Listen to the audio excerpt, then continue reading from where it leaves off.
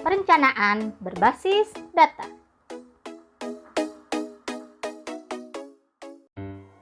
Tahapan perencanaan berbasis data pada satuan pendidikan meliputi yang pertama, identifikasi, kedua, refleksi, ketiga, benahi, dan yang keempat, RKAS.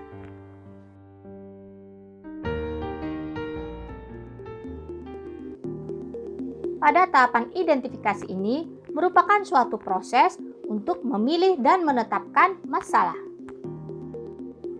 Untuk mengetahui permasalahan yang ada pada satuan pendidikan, terlebih dahulu kita harus menjelajahi situs raport pendidikan, yaitu dengan mengetik raportpendidikan.kemdikbud.go.id.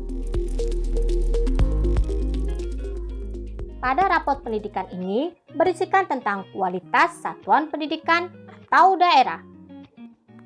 Data ini diperoleh dari Asesmen Nasional Berbasis Komputer atau ANBK. Kemudian klik pada kotak biru yang bertuliskan masuk sebagai satuan atau dinas pendidikan.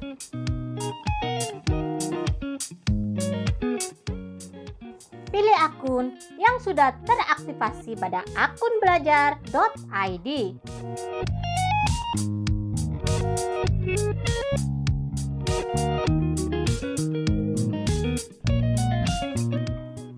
Kemudian terlihat tampilan sebagai berikut.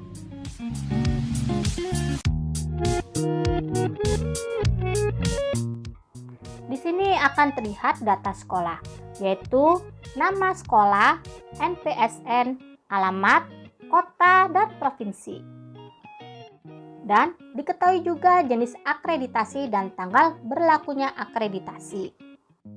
Selain itu, tampak juga mutu dan relevansi hasil belajar peserta didik, iklim keamanan dan inklusivitas di satuan pendidikan, serta kompetensi GTK.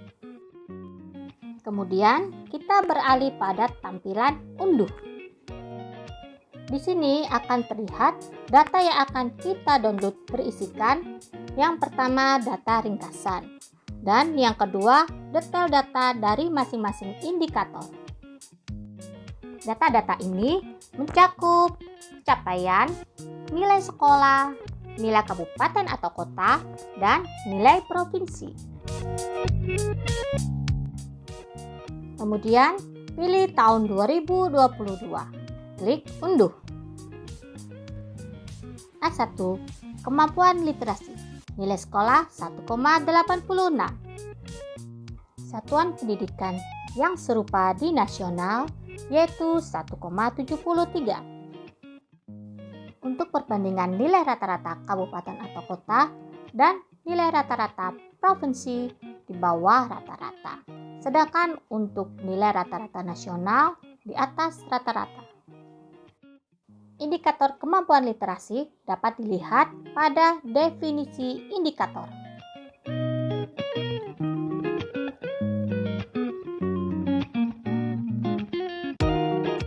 Yakni persentase peserta didik berdasarkan kemampuan dalam memahami, menggunakan, merefleksi, dan mengevaluasi beragam jenis teks. Waktu pengkinian, yaitu waktu di mana penarikan data pada November 2021. Pada definisi capaian akan menerangkan persentase pada nama indikator.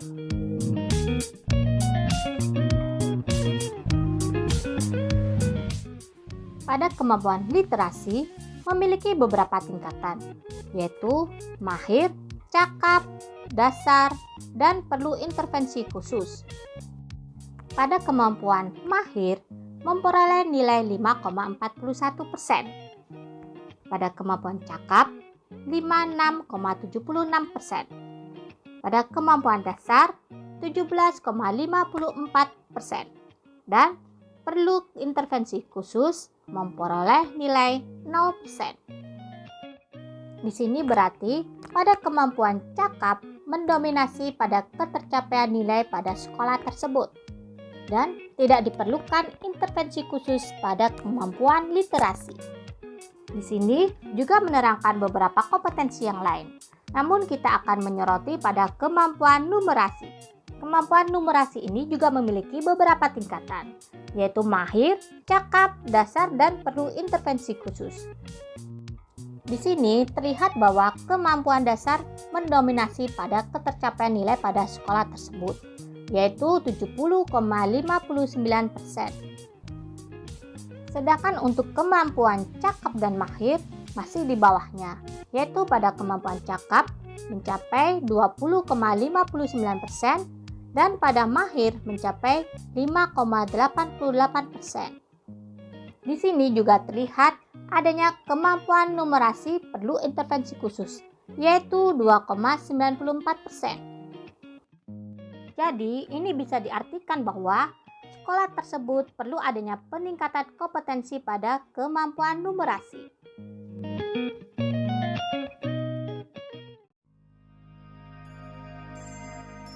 Tahapan PBD yang kedua yaitu refleksi, di mana pada tahap ini akan menganalisis masalah yang ada pada rapot pendidikan. Kemudian, kita akan mencari akar masalah tersebut. Contoh, pada kemampuan numerasi perlu adanya intervensi khusus. Setelah itu, lanjut pada tahapan yang ketiga yaitu benahi. Di sini, satuan pendidikan akan membuat program dan kegiatan yang bisa meningkatkan kemampuan numerasi pada peserta didik. Program dan kegiatan ini bisa langsung tertuju pada peserta didik atau melalui peningkatan pada tenaga pendidik. Seperti berikut adalah salah satu contoh pelatihan bagi tenaga pendidik.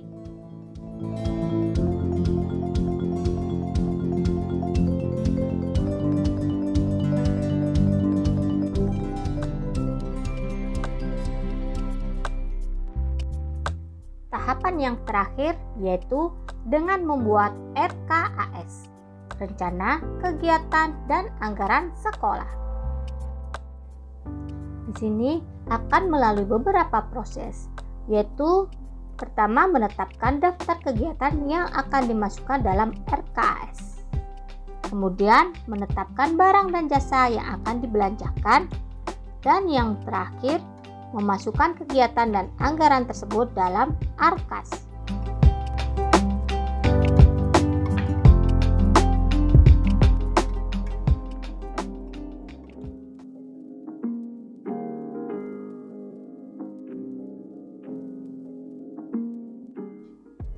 Semoga selalu diberi kesuksesan pada pelaksanaan perencanaan berbasis data.